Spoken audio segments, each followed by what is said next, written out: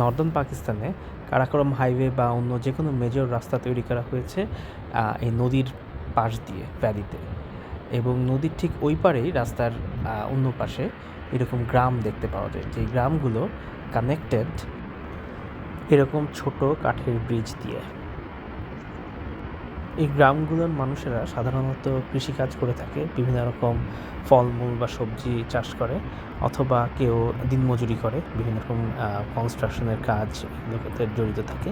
আবার কেউ কেউ স্মল স্কেল মাইনিং করে থাকে পাহাড়ের মধ্যে গিয়ে। এই গ্রামগুলোতে সাধারণত ইলেকট্রিসিটি থাকে না, আবার কিছু গ্রামে ইলেকট্রিসিটি আবার থাকে, যেমন এখানে আছে, এখানে একটা হাইড্রো পাওয়ার স্টেশন দেখা যাচ্ছে। সেই হাইড্রো পাওয়ার স্টেশন শুধু এই গ্রামটাকেই সাপ্লাই দেয় ইলেকট্রিসিটি। এবং এই গ্রামগুলো এখানে শুধুমাত্র একটি গ্রাম না, এখানে অনেক সময় 2-3টা গ্রাম এরকম থাকে পাহাড়ের ওই পাশে একসাথে। এবং সাধারণত সব দূরের গ্রামগুলো থেকে ব্রিজের কাছে আসতে আধা ঘন্টা থেকে 1 ঘন্টা পর্যন্ত হাঁটা লাগে, এবং তারা এই হেঁটে হেঁটে ব্রিজের কাছে আসতে হয়, আর কোনো মিডিয়াম অফ ট্রান্সপোর্টেশন নেই, এবং ব্রিজ পার করে তাদেরকে আবার মেইন রোডে উঠে পাবলিক ট্রান্সপোর্ট খুঁজতে হয়।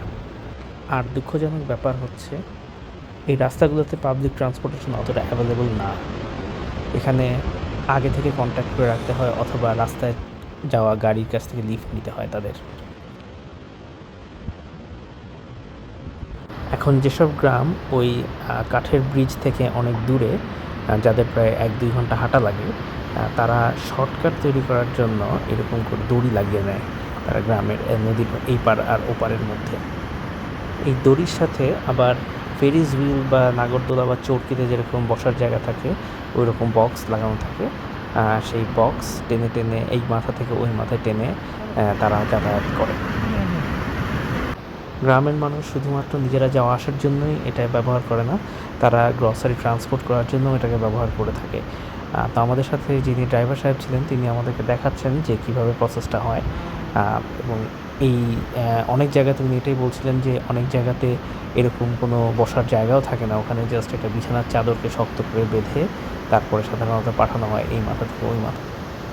একজন লোককে অ্যাপয়েন্ট করে রাখে এই কমিউনিটিগুলো এই কাজটা করার জন্য। সে সাধারণত সকাল 11টায় আসে এবং সন্ধ্যা 6টা-7টা পর্যন্ত এই ট্রান্সপোর্টেশনটা অ্যাক্টিভ থাকে।